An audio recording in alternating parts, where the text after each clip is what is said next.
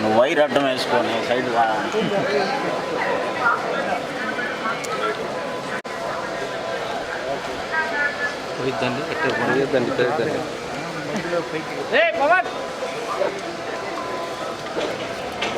Gate చూసి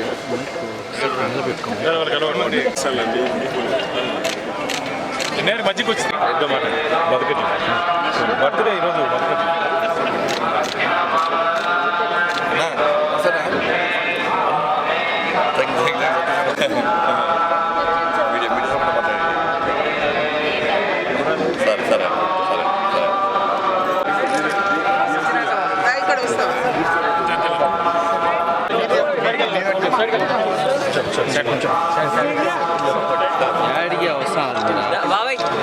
sir నేరు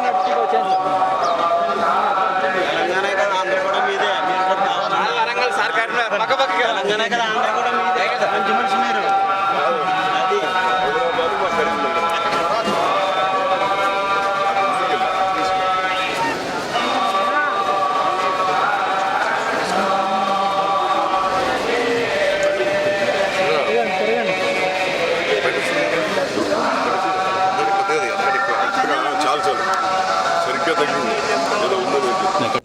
అందరికీ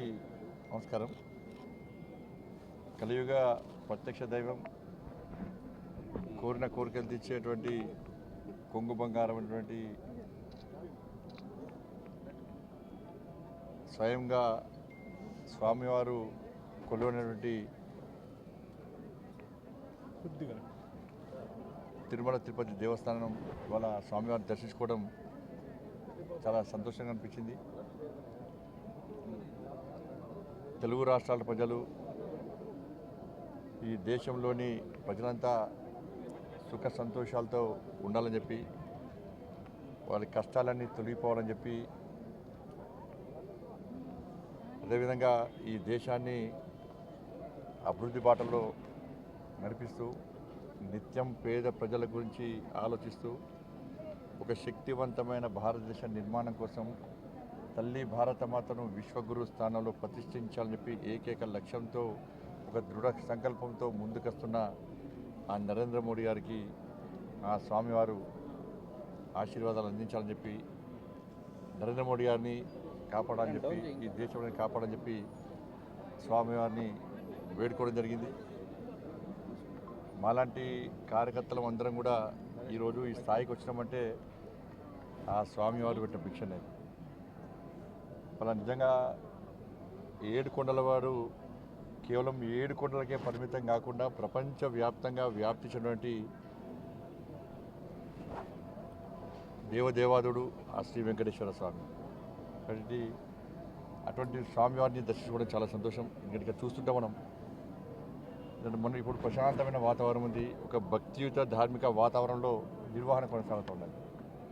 మనం మొన్నటి వరకు చూసినాం. మనం దేవుణ్ణి నమ్మని వాళ్ళు,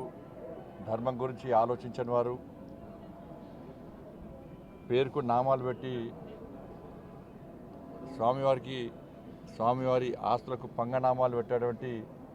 ఆ నయవంచకులు పోయి నిత్యం వెంకటేశ్వర నామస్మరణతో ఆ స్వామివారికి సేవ చేసేటువంటి సేవకుల రాజ్యం వచ్చింది. వాళ్ళు ఇవాళ రాజకీయ నిరుద్యోగులకు పునరావాస కేంద్రంగా, పదవుల కోసం ఇన్ని రోజులుగా ఈ టీటీడీని వాడుకునే ప్రయత్నం చాలామంది చేసింది. నేను చాలా సందర్భాల్లో చెప్పినాను, మేము ఎవరు కూడా ఏ మతానికి వ్యతిరేకం కాదు, ఏ వ్యక్తులకు వ్యతిరేకం కాదు, ఏ మతానికి కించపరిచే వ్యక్తులం కాదు. కానీ హిందూ ధర్మానికి వ్యతిరేకంగా, హిందువులు ఆరాధ్యాయ దైవంగా భావించినటువంటి ఈ పవిత్రమైన ప్రాంతాన్ని అపవిత్రం చేయడానికి, వారి ఆస్తిపాస్తులు పెంచుకోవడానికి, శ్రీవారి ఆస్తులను కొల్లదోయడానికి, ఇతర మతస్థులకు అధికారం అప్పచెప్పడం వలన ఎలాంటి అనర్థాలు జరిగినో మనందరికీ తెలిసిందే. అందుకే 2 కొండలవాడ గోవింద గోవింద అనే వ్యక్తులు వేరు. ఆ అరాచక నయవంచక పాలన పీడ విరగడైంది. వాళ్ళు ఏడుకొండలవాడ వెంకటరమణ గోవింద గోవింద అనేటువంటి సేవకులు ఎవరు వచ్చారు వాళ్ళు ఏం చేసారు వాళ్ళు ఇన్ని రోజులుగా స్వామివారికి సేవ చేయడం ముఖ్యం కాదు వాళ్ళకి నేను నిన్న వచ్చిన సాయంత్రం నిన్నటి నుంచి వస్తుంటే ఇక్కడ సిబ్బంది కానీ అనేక మంది భక్తులు కానీ ఇక్కడ గత పాలకులు గత కమిటీ నిర్వాహకులు చేసినటువంటి నిర్వాహకం గురించి చెప్తా ఉన్నారు అక్రమ దందా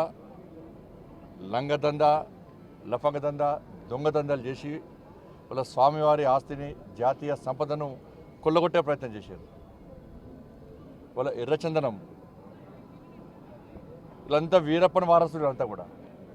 వీరప్పన్ వారసుల చేతిలో మొన్నటి వరకు కూడా టీటీడీ ఉండే స్వామివారి పవర్ ఎంతో తెలుసు స్వామివారి శక్తి ఎంతో తెలుసు సరే 10 సంవత్సరాలు వాళ్ళు ఆడిందే ఆట పాడిందే పాట కావచ్చు ఇవాళ ఏమైంది పరిస్థితి స్వామివారి జోలు పోతే ఏమైంది పరిస్థితి కాబట్టి ఎర్రచందనం పేరుతోని దొంగదందా చేస్తూ వేల కోట్ల రూపాయల స్వామివారి ఆస్తిని జాతీయ సంపదను దోచుకుంటూ వాళ్ళే ఇవాళ రాజకీయాలను శాసించే స్థాయికి వచ్చారు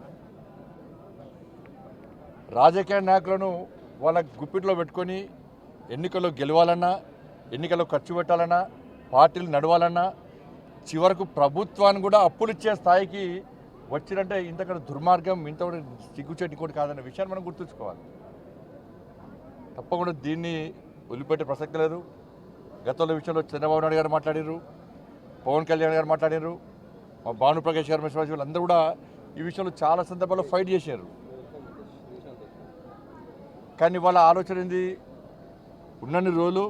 ఈ ఎర్రచందనం పేరుతో మొత్తం దోచుకోవాలి శ్రీవారి సంపదను దోచుకోవాలి మేము కోటీశ్వరుగా మారాలని చెప్పి ఒక దురాలోచనతో వాళ్ళు ఇన్ని రోజులు ఇక్కడ నిత్యం పాలన కొనసాగించారు కాబట్టి దాన్ని వదిలిపెట్టే ప్రసక్తి లేదు పూర్తిగా ఈ విషయాన్ని మా కేంద్ర హోంశాఖ మంత్రులు అమిత్ షా గారి తీసుకొస్తాం తప్పకుండా దీన్ని నివేదికలు తెప్పించుకుంటాం ఎర్రచందనం స్మగ్లింగ్ పేరుతోని స్వామివారి సంపదను జాతీయ సంపదను ఎవరైతే దోచుకున్నారో అక్రమ దందా చేశారో ఆ మూర్ఖులను వదిలిపెట్టే ప్రసక్తి లేదు